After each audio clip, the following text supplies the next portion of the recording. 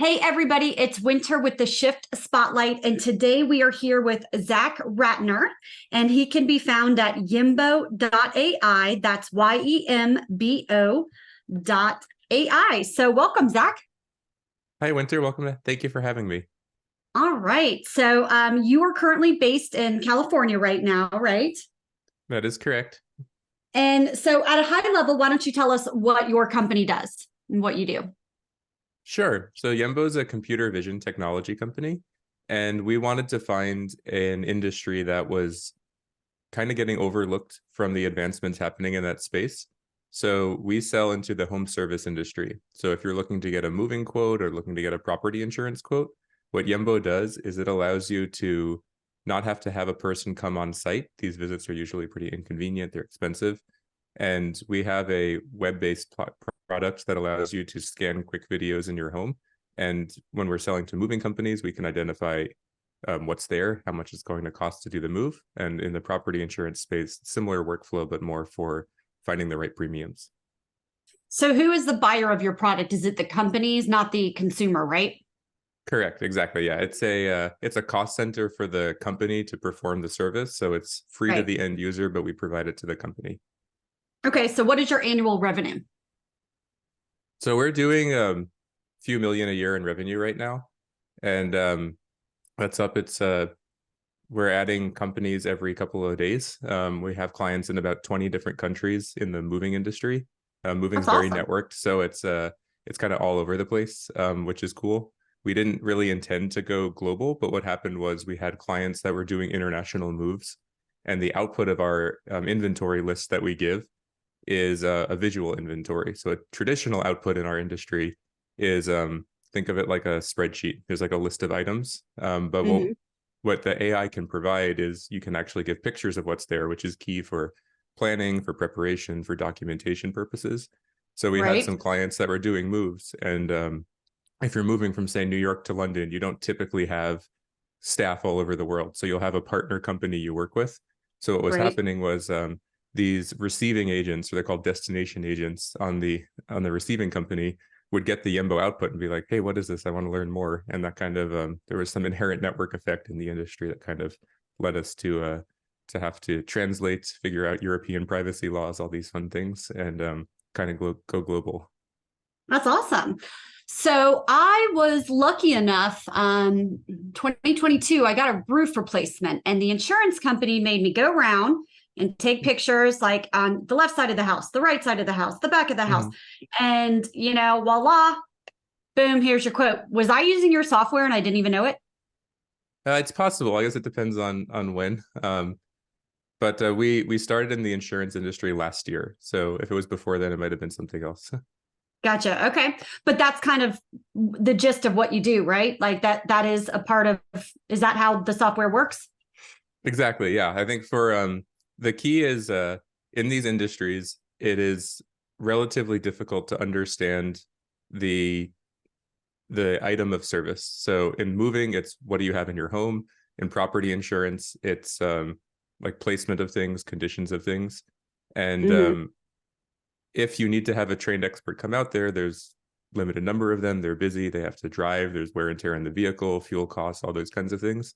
So that's Hmm. where we see the real value of the AI coming in is it's consistent, it's available, doesn't have to drive out there, and it doesn't forget. You can make a report, it's date and time stamped, and um, it gives kind of transparency to both sides of the equation. So people just understand that what we talked about is available to both sides, and then you can have more like accurate, relevant conversations.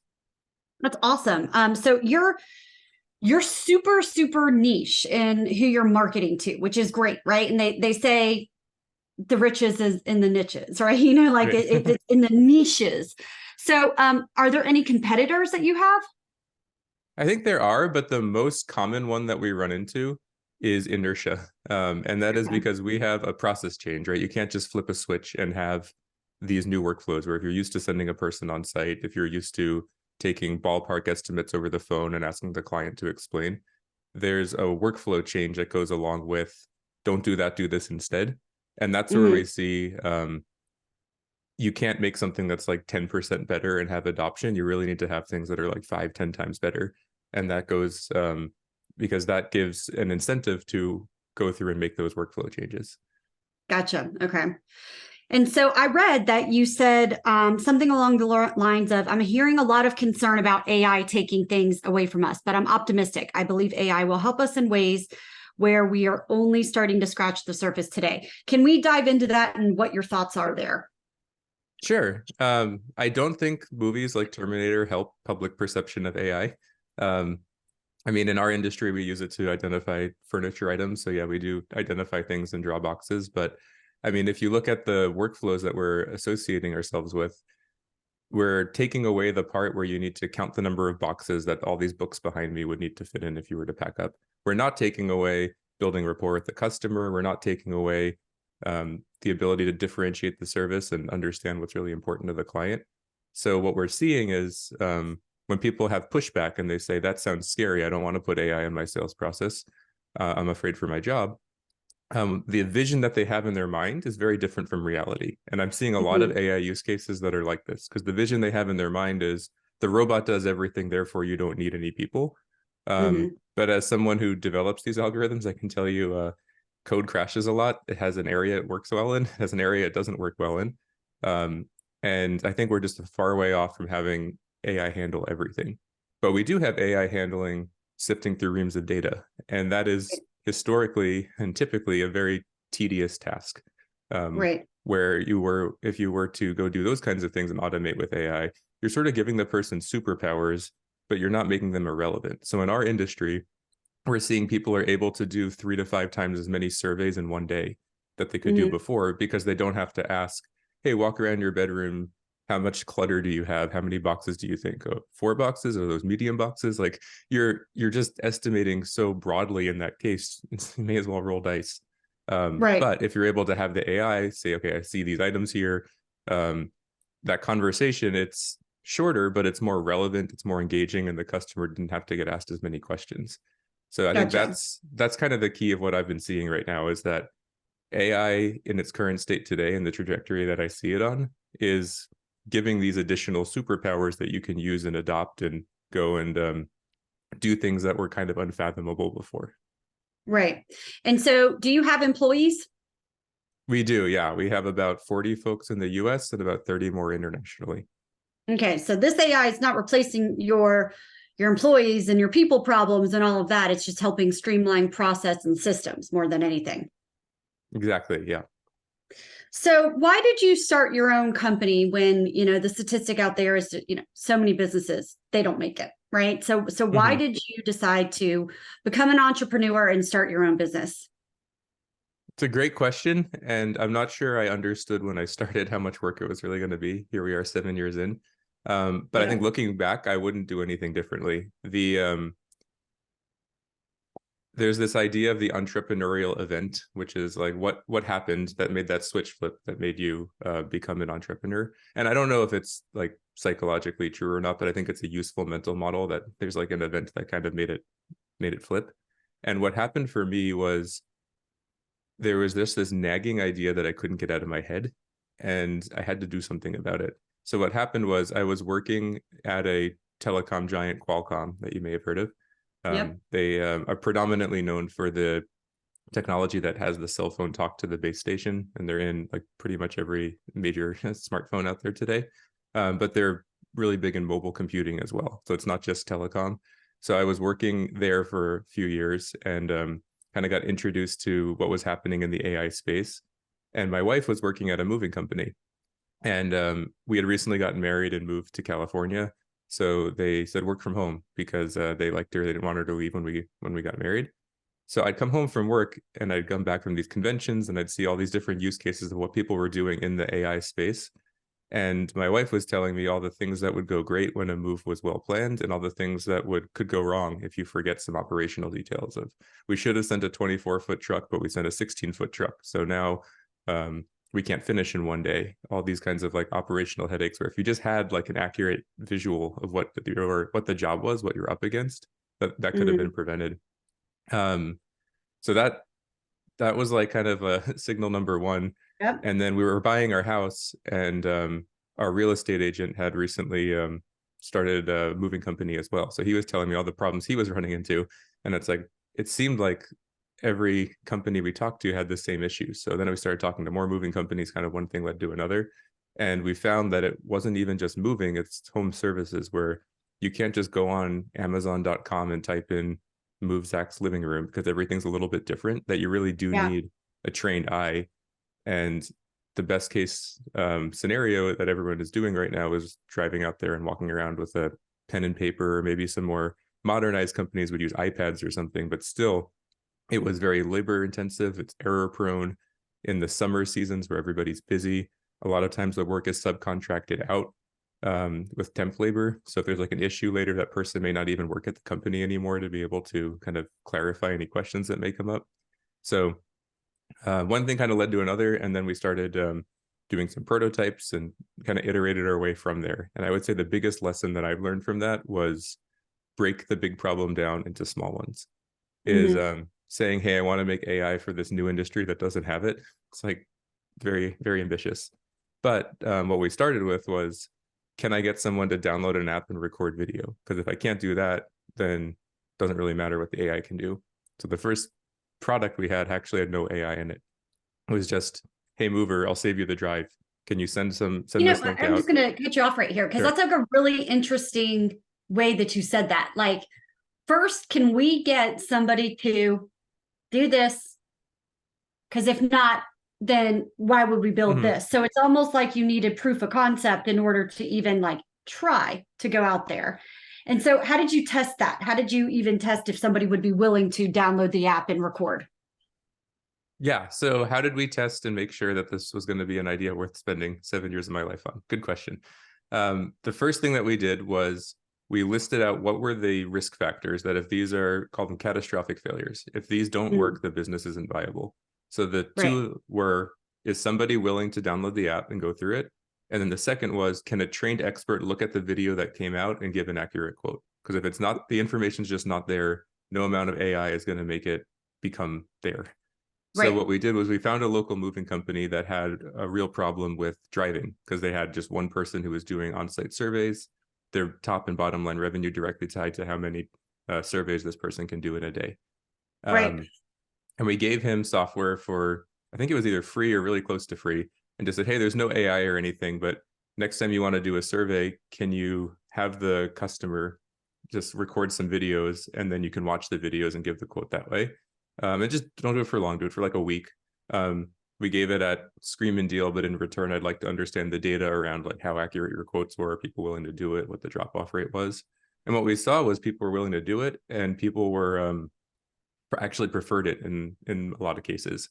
There was like a niche demographic that sometimes didn't. So for those, we didn't, we always made it an option. We could come in the house. We didn't force the user, because we wanted to see if they would be willing to pick it. So you had to kind of present it and let them select. So we saw step one, people were willing to do it. Step two, they liked it and preferred it. They didn't have to stay home from work and wait for someone to come ring their doorbell, all that fun stuff. And then the second part was we saw huge variation over the quotes they were doing before, because if I just say how many boxes are in your bedroom, who knows what that'll be. And then we saw that kind of got tightened down. So we saw people were willing to do it. It's faster, they're enjoying it, it's more accurate. And now we had the conduit where we could start putting the AI in and making it kind of streamline that workflow a little bit more. Yeah, that's awesome. I mean, and so this has really been like an evolution, but you had some really great insights very, very early on of how to build this business and how to grow it. What would you say the hardest thing about running your own business would be? I think the hardest part about running a business is how quickly you need to handle certain things. You will be in situations you've never handled before. You can't go back to like this school era thinking of like, okay, I took the class, now I'm qualified to do that thing. You need to learn on your feet. You need to learn to kind of handle situations as they come up. And a lot of times the most impactful decisions that you're making at the company, you don't have as much time as you would like. You don't have as much information as you'd like, but you got to just keep moving. So I would say, I think that's one area that I've really had to learn, and it's not always been easy.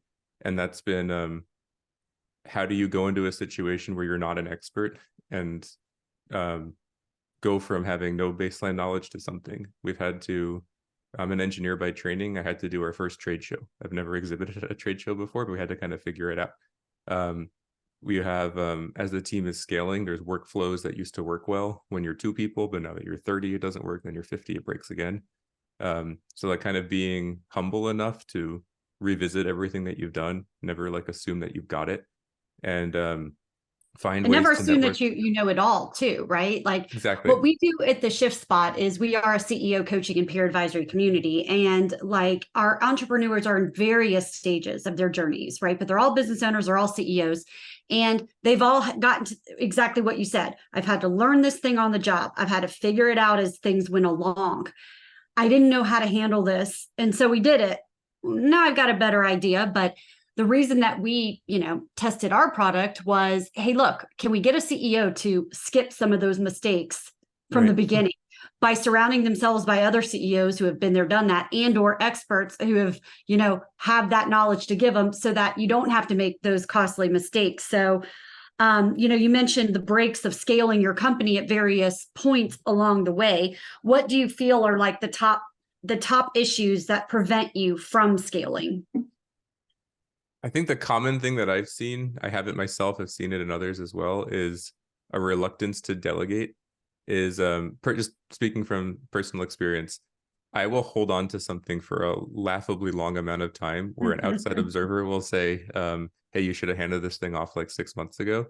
But it can really hold someone back. I actually had someone on my team say this to me a while ago, which I thought was really insightful. And that was, Zach, this is really being arrogant.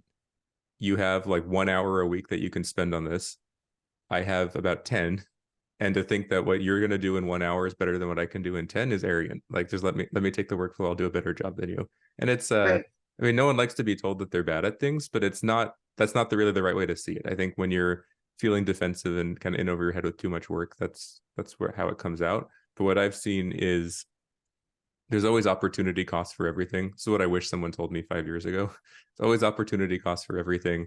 So by holding on to something just because of inertia, because I did it yesterday, I did it 6 months ago, you're saying no to other things, and that you don't want to kind of lose sight of the goals. And if you're just so bogged down in day-to-day operational work that you can't take an afternoon off to network, to scope out a new opportunity, to let do some more visionary tasks, then I think the future of the company can be at risk. So you kind of need to see it in that lens, that it's not you're not just holding on to something, that you're actually saying no to something else because you're holding on to this. And And that it's mindset shift. 100% true because when you start a company, it's typically, like you said, an entrepreneurial event that kicked it off, right? And so you and your wife chatted about the woes of your day, and lo and behold, became this company.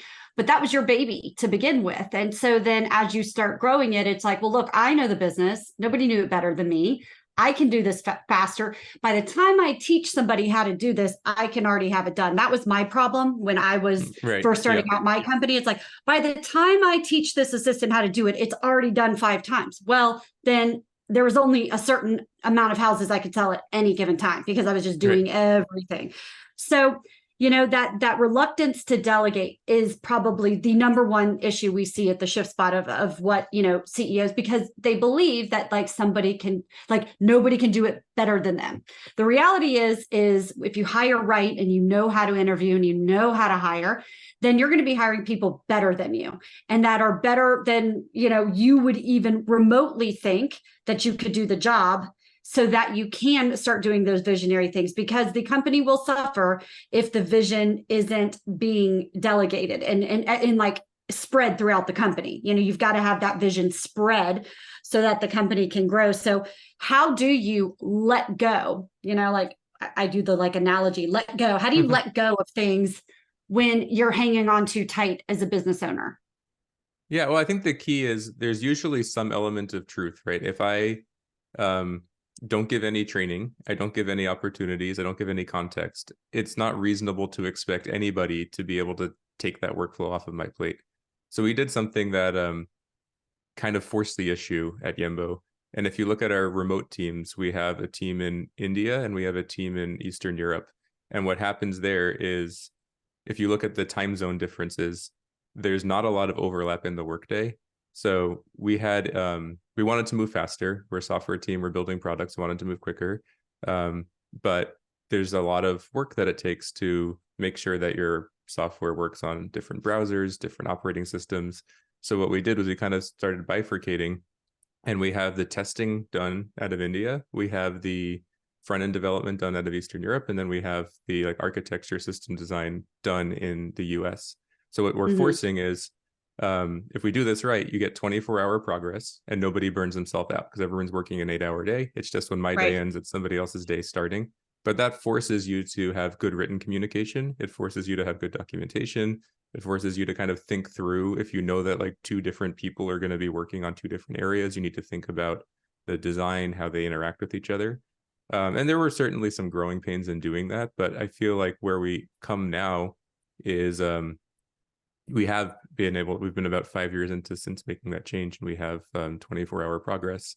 But it really came down to figuring out like, who are all the different stakeholders? What information do they need to know? And how do I take myself out of being the only way that they can get that information? And that I feel like has been pretty key. Is now people can get trained. And half the time we've had in the earlier days where we had trying to delegate where it didn't work, it was really a failure to train, or it's like that information that person needs isn't available. And then as a result, nobody can succeed. Right. And we're in a different work world today where, people want to grow with the company. They want to feel like they matter. And you are a younger entrepreneur, an author, a CTO.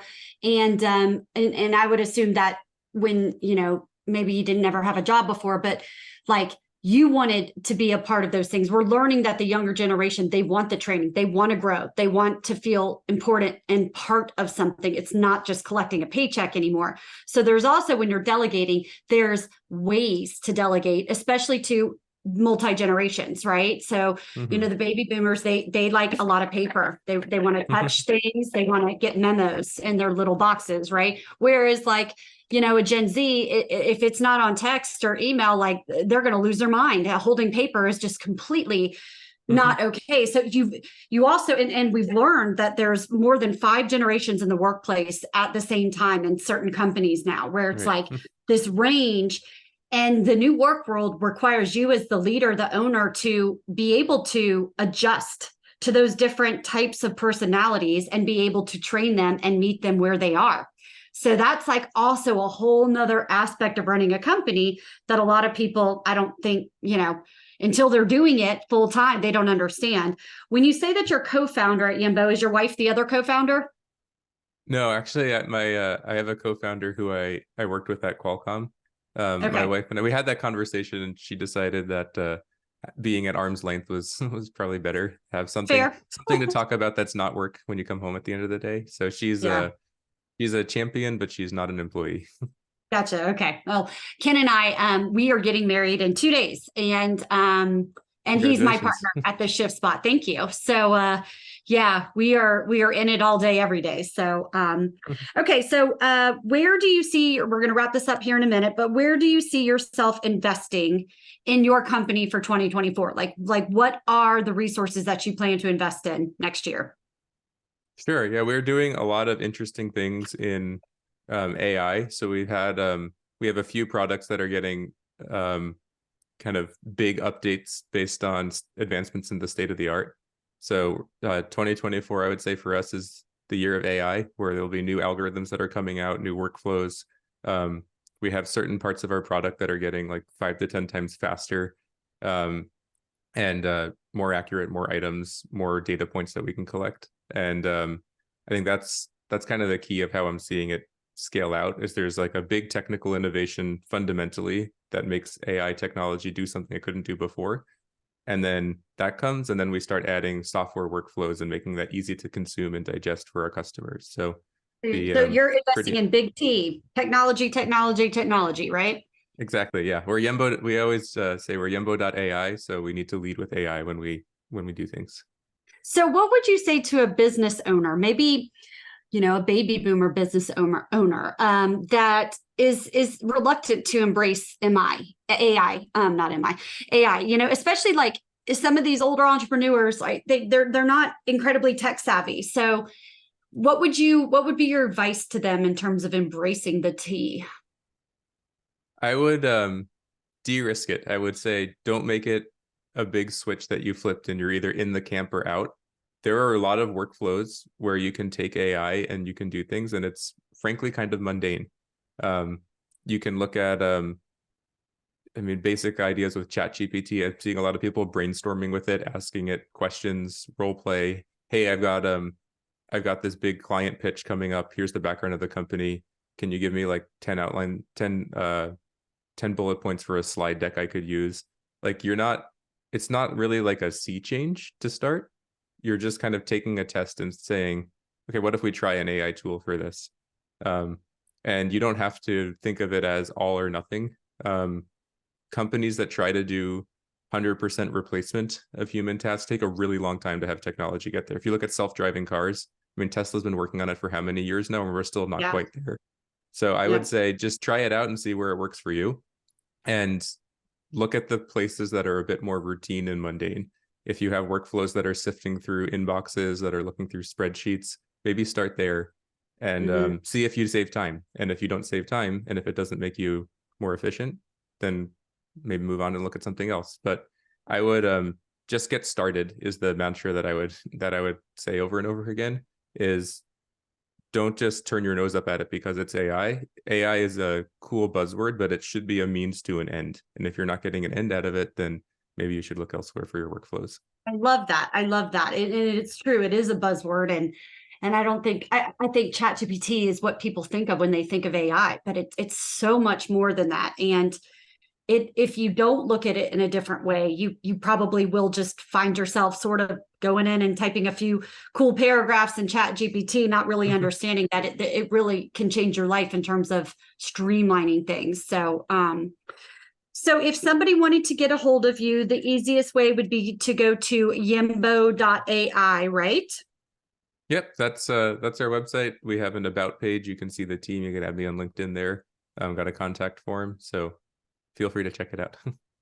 Okay, awesome. I loved having you today, and I'm so impressed with your success at such a young age. And it's really, really cool to see how you've kind of disrupted an industry, right? And I come from the real estate background, and disruption is like such a scary word where we come from, but it's so necessary, and it does keep people on their toes. And I think I'm going to watch you, because I think you're going to be keeping people on their toes for a while. Well, thank you, Winter. Appreciate you having me on the show, and have a good rest of your day. You too. Thanks.